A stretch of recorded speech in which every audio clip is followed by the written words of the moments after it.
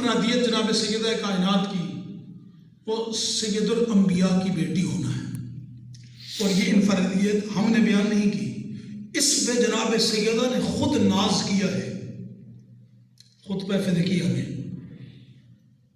ما کان ابا احد من رجالکم ولکن رسول اللہ خاتم النبیین۔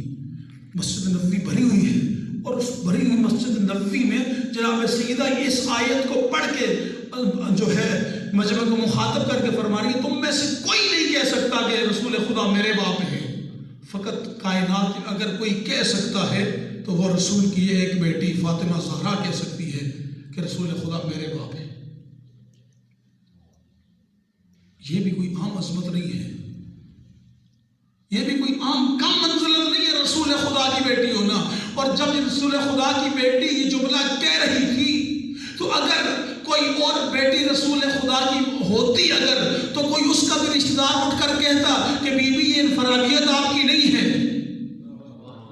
جملہ توجہ فرمائیے گا، بی بی یہ انفرادیت آپ کی نہیں، اور بھی تو بیٹیاں ہیں، لیکن کسی ضعیف سے ضعیف روایت میں بھی یہ جملہ مورخ نہیں لکھ سکا کہ کسی نے اٹھ کر اس جملے پہ اعتراض کیا ہو۔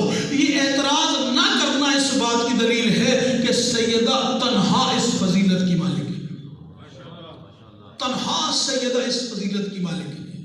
اس میں فضیلت کی کیا بات ہے؟ جب بھی کسی انسان کے حوالے سے ہم اس کی عظمت و مقام دیکھنا چاہتے ہیں تو سب سے پہلے اس کا شجرہ دیکھتے ہیں، اس کا نسب کیا ہے۔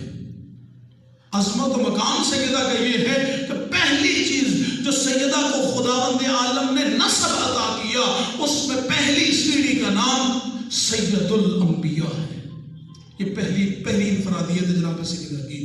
دوسری انفرادیت جناب سیدہ طاہرہ صلوات اللہ علیہا کی کہ جب بھی رسول خدا جناب سیدہ تشریف لاتی رسول خدا استقبال کے لیے اٹھتے ہیں۔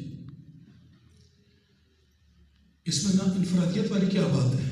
تمام امت مسلمہ کے علماء اس بات پہ متفق ہیں کہ میرے اللہ کے محبوب کا ہر عمل سنت ہے، ہر عمل رسول اللہ کا سنت ہے۔ ان کا اٹھنا سنت، ان کا بیٹھنا سنت، ان کا چلنا سنت، ان کا بولنا سنت، ان کا کسی کو اپنے پاس بلانا سنت، ان کا کسی کو اپنی محفل سے اٹھانا سنت، ہر عمل رسول خدا کا سنت ہے۔ لیکن اس سنت کو نہ اولین نے نقل کیا نہ آخرین میں سے کسی نے کہا کہ رسول خدا اگر بیٹی کے استقبال کے لیے کھڑے ہوتے تھے تو یہ تو رسول خدا کی سنت ہے، ہر باپ اپنی بیٹی کے استقبال کے لیے کھڑا ہو، ہر باپ کو کھڑا ہونا چاہیے۔ عمل تو رسول خدا مسلسل انجام دیتے تھے۔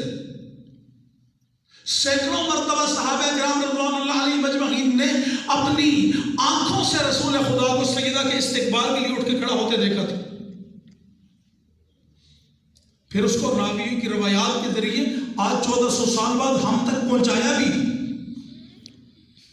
کہ رسول خدا نے یہ عمل انجام دیا ہے، اور اس میں اختلاف بھی نہیں ہے کہ اگر شیعہ قبول کرتے ہیں اہل سنت برادران قبول نہیں کرتے، نہیں، جتنا ہم قبول کرتے ہیں اتنا ہی برادران اہل سنت بھی ان روایات کو قبول کرتے ہیں کہ رسول خدا جناب سیدہ کے استقبال کے لیے اٹھ کے کھڑے ہوتے تھے۔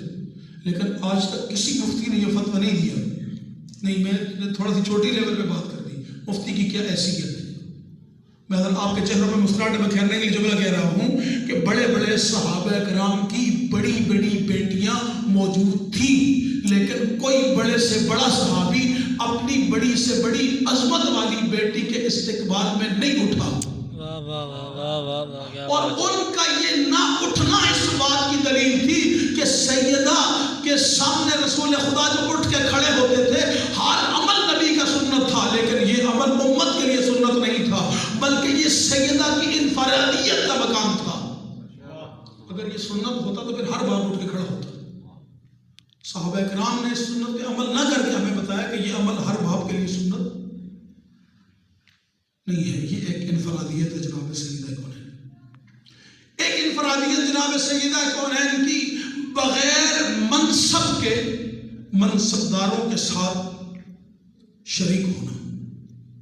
مثلا منصب الہیہ نبوت ہے، منصب الہیہ امامت ہے، دونوں مناصب کے لیے بنیادی شرط دو ہیں، نبی اور امام کے لیے دو بنیادی شرائط ہیں. ایک ان کی طہارت کا اللہ اعلان کرے، دوسرا ان کی صداقت کا اللہ اعلان کرے. یعنی منصب الہی کے لیے دو بنیادی شرائط ہیں. ان کی طہارت کا بھی اللہ اعلان کرے، صداقت کا بھی اللہ اعلان کرے.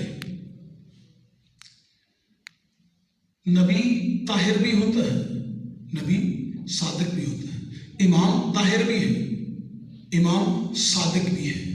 اللہ نے دونوں کی صداقت کے لیے دو جلسے مقرر کیے ہیں. ایک گھر کے اندر مقرر کیا، ایک گھر کے باہر. دونوں جلسوں میں سیدہ شریک ہے. اگر جلسہ طہارت کی بات کریں تو حدیث کسا میں جو آیت تطہیر کی آپ مسلسل تلاوت کرتے ہیں، چادر کسا کے نیچے 4 منصبدار نبی اور امام موجود تھے، لیکن بغیر منصب نبوت و امامت کے ان 4 منصبداروں کے مرکز و محور کا نام سیدہ ہے. مرکز و محور کا نام سیدہ کی ذات ہے. یعنی ایک جلسہ خدا نے گھر کے اندر مقرر کیا، دوسرا جلسہ گھر کے باہر مقرر کیا. گھر کے اندر جو جلسہ مقرر کیا وہ طہارت کا جلسہ تھا، وہ طہارت کی گواہی تھی. اور گھر سے باہر جو جلسہ مقرر کیا وہ صداقت کی گواہی تھی، وہ میدان مباہلہ کا جلسہ تھا. افراد وہی تھے، میدان بدلے اللہ نے، میدان بدل کے افراد وہی رکھ کر خداوند عالم نے قیامت تک دنیا کو بتایا کہ دیکھو جو اللہ کے حقیقی منصبدار